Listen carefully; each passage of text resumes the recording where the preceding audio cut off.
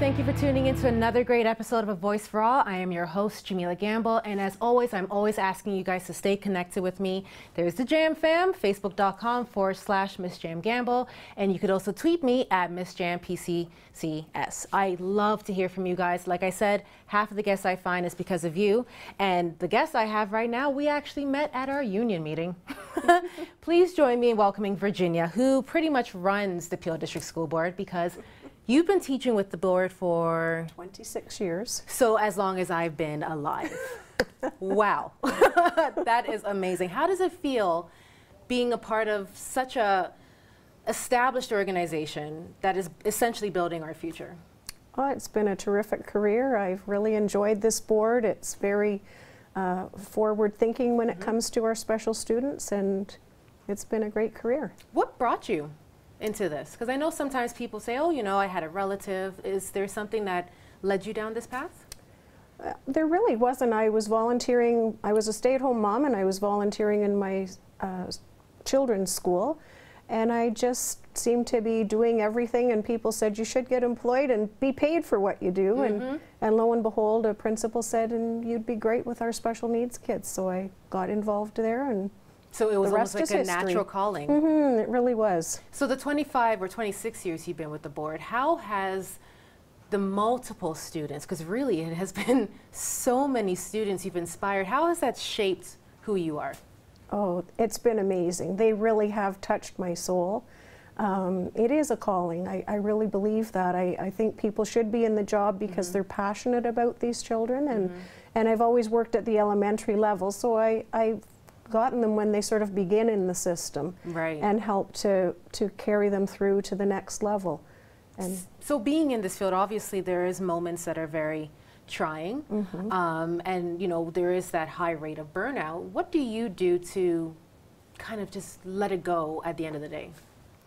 Oh, well, many years ago I had 3 children at home and a husband, so off I went home and had a family life, and a very supportive husband, and children who would sometimes come and volunteer in the classroom, so they had a look at what mom did in the day as well.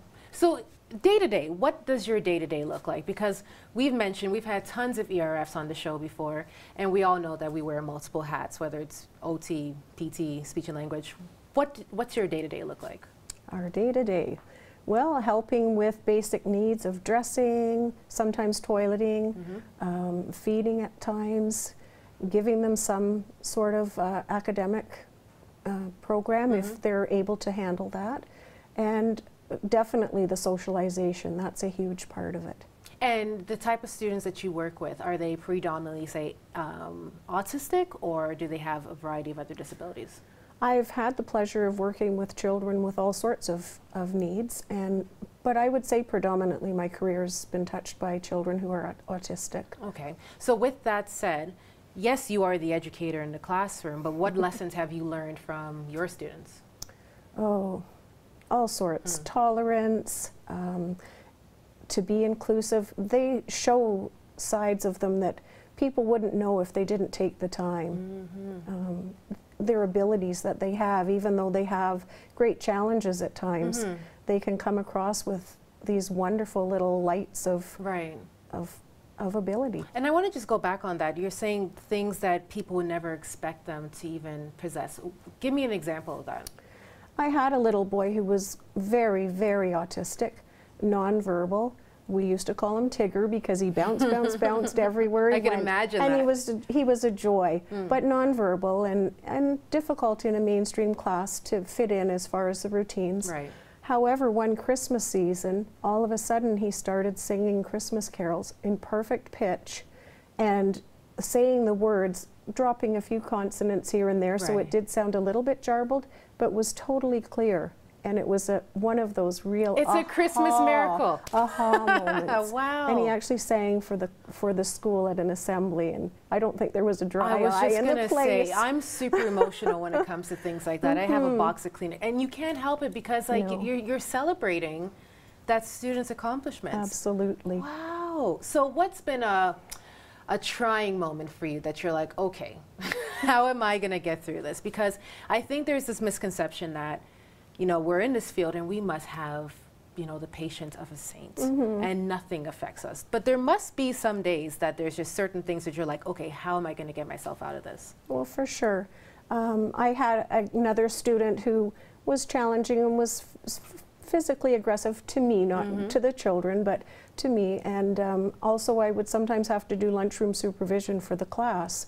So it's a matter of managing this child while there's 20 other children wanting assistance with a lunch pail or whatever. And he was having one of his moments when two of our sweetest, quietest little girls came up and asked for assistance. And I thought, that tells you that he's where he should be.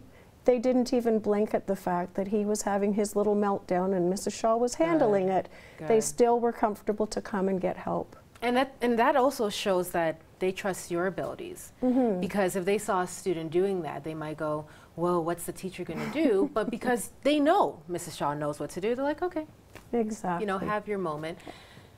Being an ERF, you know, and the job that we have, parents play a vital role in our student success. How would you describe the importance of having a strong relationship with parents? Oh, it's paramount. It really is. The communication between home and school is a big part of the success of the student. And just helping the parents to be at ease, that they're in the right place and that there are people who care about their child, perhaps close to as much as they do, and really have the best interest of their children at heart. And if you have that nonverbal child, or even the autistic children who are verbal, it's nice to have communication from home so you can talk with them. So let's talk about strategies now. For any parents who might be watching who are just getting a child into the system, what tips would you give them to establish a strong relationship with their ERF and the parent? A daily communication book is really important. I like to have one, especially with the younger children, with picture symbols attached, so the children understand what's in the book as well. And to have a little bit about what went on at home last evening, maybe what was their favorite show or their book or whatever, so you can talk to the child. Or how well they slept or how poorly they slept. Yes, exactly. That's a vital piece of information. So have you been with the same school, or have you gone to different schools along the way? I've been in 3 different schools, and I've rotated through them a couple of times, depending on children's needs. So how do you deal with that? Because I know there's some times we have new staff coming in, and it's almost a transition for them. Like, here we are teaching our students how to transition, but now we have to transition to a new school. How did you cope with that? I think I'm just a sociable person, so I just kind of go and introduce myself and say why I'm there, and hopefully get people on board too, because I want the staff to be comfortable with my students as well. Absolutely. So you, being a 26-year veteran with the Peel District School Board, what life lessons have you learned? Oh my. Because I know that's a big question. This is an Oprah moment right now. What life lessons? Well, I've just learned that we all have a place in this world, and that we all are valuable, and no matter what the children's ability or lack of ability, they do have a reason for being here, and they do have things to share with the world. So how would you deal with, say, the ignorance that's in our community? Say you were out on an outing with your students and there's the stares and people saying things. How would you deal with that? I think just by how we interact, we're often the example too. Absolutely. And I find that people are more comfortable just because I'm accepting and I'm comfortable with the children. And I would be happy to say, you know, they have this issue and please be understanding. We're trying our best. And generally when you do speak that way, they are accepting. That is so true with the leading by example, because really the community does look to us, right? Like, we are essentially the experts. Absolutely. And they're wondering, okay, well, how is she communicating with this person who's in a wheelchair? For sure. You know, and sometimes, you know, there's lessons we learn from the textbook, you know, but there's also lessons that we learn through example through our students. What are some lessons you have been taught that's outside the box that you've applied to your students? Well, there's one that I was taught as far as a nonverbal student, where I went to a course about the picture exchange communication system, and it was then to be implemented with one of my students. And I was told, oh, you know, don't rush, don't worry, it may take months, don't be in a panic. He learned in a day and a half. So that was one that taught me to set the expectations nice and high, and don't worry if they don't achieve it. But if you've only set them half as high and they could have done better, then you've shortchanged them. Virginia, and this is why you've been at the board for 26 years. Clearly, this is why. And I'm sure all the students you have been with, like, do you even know roughly how many students you've taught over the years? I honestly don't know. I've been in a congregated class for 6 years, and then I've been in mainstream with multiple children. So let's just go with like 200, 300. Virginia has clearly taught all of Peel. let's just go with that. But this is a clear example of the role of an educational resource facilitator in the Peel District School Board. They are not just there to assist, they are there to inspire, they're there to motivate and to encourage. And for those of you who question, you know, how long can one be an educator? Virginia's been doing it for 26 years, and really I have lessons that I can learn from Virginia. This is not the last you're going to see of her. In our next segment, we're actually going to talk about strategies when it comes to the classroom, tips for any frontline staff out there who are working in the field, and for parents. This is going to be about you. This entire episode is about education. And please, if you have any questions, feedback, you know where to find me. The Facebook page, the Jam page. I love to hear from you. Virginia, seriously, kudos to you for being a veteran for 26 years. I don't think Virginia's done. And like I said, I'll be catching you after the break. Stay tuned. This has been A Voice for All, and I'm your host, Jamila Gamble. Interested in working with the Peel District School Board? You could apply on www.peelschools.org. And don't forget to stay connected, facebook.com/Miss Jam Gamble for the Jam fam.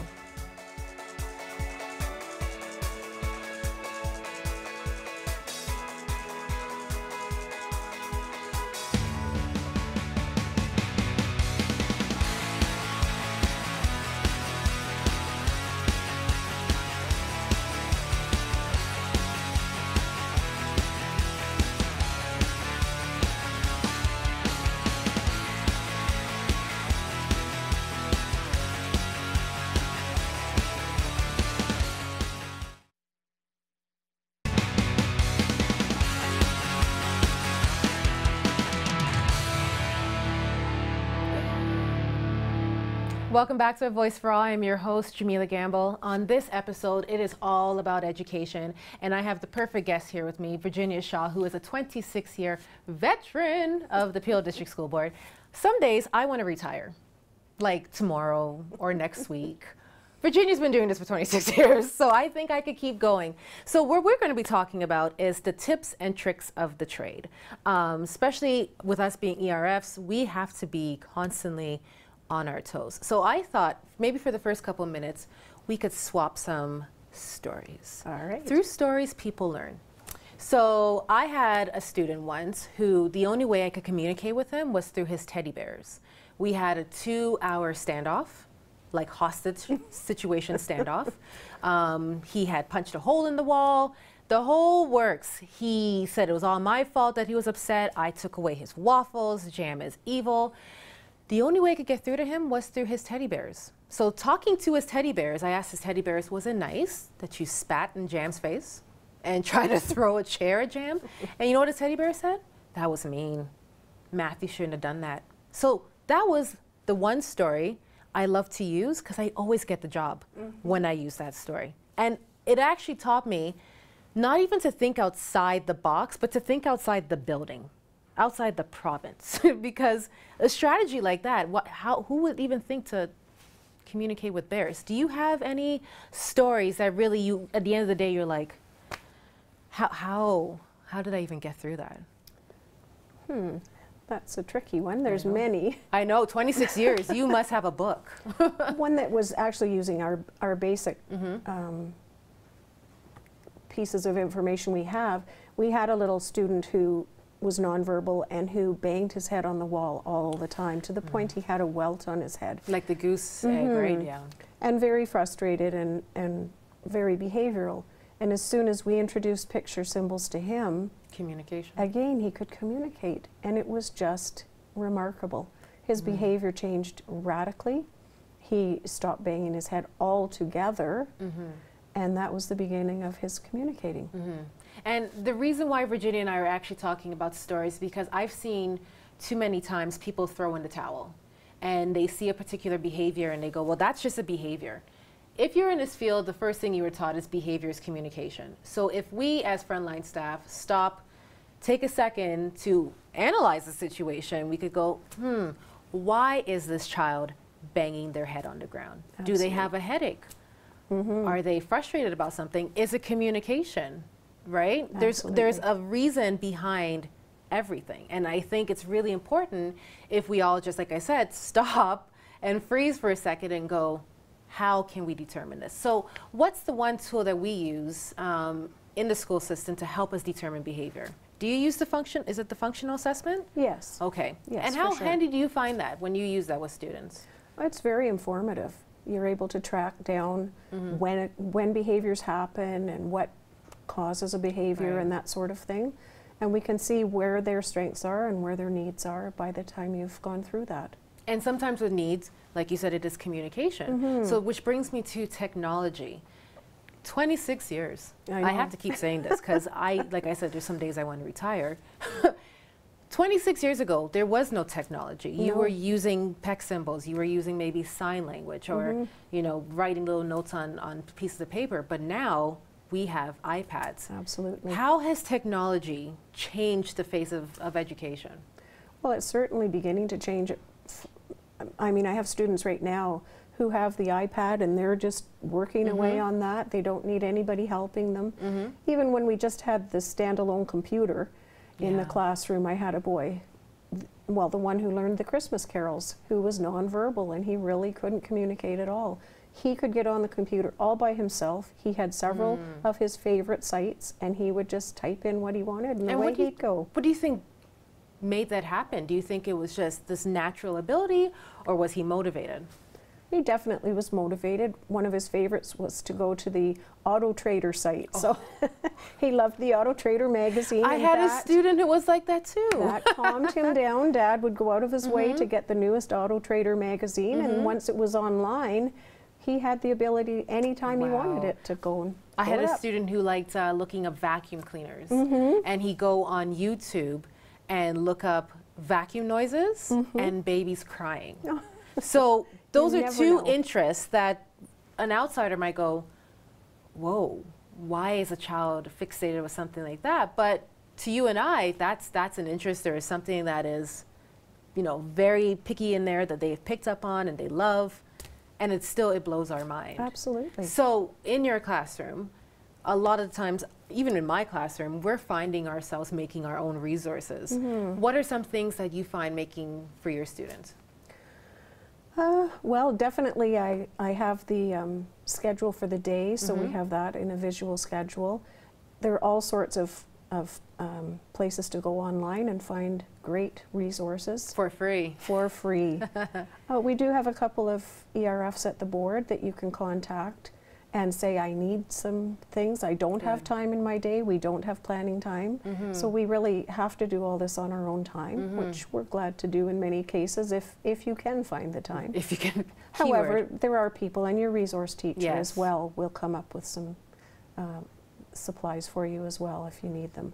And going back to supplies, the key word here was free. So we have Pinterest, we have Google, we have everything online. And for parents, if you do have a child who is, you know, on the spectrum or does have some type of a disability, don't solely rely on the school board to be the one to provide the resources and the activities. You know, challenge yourself to go online, find things you can make for your child. The wonders of the dollar store, you can make file folder activities.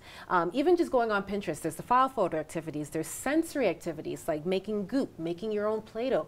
Do you know how much money you could save? Absolutely. Making your own Play-Doh. Even goodie bags. You know, if you went to the dollar store and you got a goodie bag and you put all different types of things in there that your child is fascinated by, that's something they're looking forward to when they reach in and they pick out something new. So the resources are there. Even on the Jam Fam, I always like to list little crafts that you guys can do because really, it's so much fun when you're making your own things at home. Absolutely. And you can involve your child too. Even better. Even better because they feel, one, obviously a part of it, but they're more motivated to do the activity because they had a role to play in sure. it. And there are Good. also just great sites online too for them to go onto the computer and learn something while they're on the computer. It's not just a game, it may be teaching Absolutely. letters And you know what, numbers even and a lot of the reading. games they have now are so educational too, right? There's the tracing, which, you know, works with fine motor. And that's the thing though, if your child is obsessed with playing games, it's important to find a game that's educational. Absolutely. So yes, he's on the iPad for 20 minutes, but is he tracing numbers? Is he tracing shapes? You know, like, is it encouraging him to learn more? I realized too that the iPad also connects students in the classroom, and with our spec ed students and the mainstream, there's a common interest, Yes. which leads me to inclusiveness. What does your school, or maybe what do you do to promote inclusiveness in the environment that you're in? Well, being in kindergarten this year, a lot of children were a little bit set off, you know, when they arrived and weren't quite sure why these two students were acting the way they were, and they Right. weren't allowed to act that way. So through the next few days, next few weeks, we sort of gently talked about the fact that yes, they're the same age, but some of the things they aren't so strong in, but other ways they are. And these two actually read books already. Oh, good. Whereas most of the kindergarten children don't. So that was a way they went, oh, wait a minute. They have an ability that I don't have. So suddenly they do accept the children more. And they're so curious in kindergarten. So for parents, I'm in kindergarten and grade 5 this year. For a parent who might have a child who's entering into kindergarten and may have fears of what the children might have to say, what reassuring words would you have for them? Children are remarkable. All children are remarkable, and they are so accepting and so tolerant when they're given the chance and when they're given a little explanation about why these things are happening. Not too much information. They don't need to Right. know everything. They won't even take it all in. No, they won't. But just that we need to be kind to one another and accepting that sometimes you'll have a bad day and sometimes they might too, and just to get along. And now we actually have children fighting a little bit that want to be the partner at the carpet time or want to be, Beautiful. you know, having a little argument. Well, they had a turn yesterday. I think I need a turn today. Good, So- and that shows that what you're doing, you're doing a great job of fostering that relationship. And the last line Virginia just said, it does not only apply to kindergartens, it applies to adults as well. Unfortunately, I heard a couple of days ago, a friend of mine told a gentleman, your car is parked in 4 handicap spots. Not 1, but 4. Do you know what this gentleman said? So what? There's a few more over there. So, adults, here we are telling kindergartens that they have to be kind. Some of you adults, you need a reality check. Seriously, you need a reality check. If you want people to respect you and be kind to you, there's no reason why we should be disrespecting anybody in our community, regardless of what their abilities or their disabilities may be. I hope when you watch A Voice for All and you watch inspiring people like Virginia, you realize, you know what? This is how I gotta treat others. This is how I have to respect others. And this is the only way our community will thrive and continue to grow. So this has been another reality check on A Voice for All. I hope you tune in again next week. Don't forget to tweet me, join the Jam Fam, and again, Virginia, 26 years. You give me courage not to retire next week. Oh, please don't. Maybe next month. I will catch you guys next week on A Voice for All. Have a good one. Interested in working with the Peel Board? You could apply on www.peelschools.org. And don't forget to stay connected with me on www.facebook.com/Miss Jam Gamble.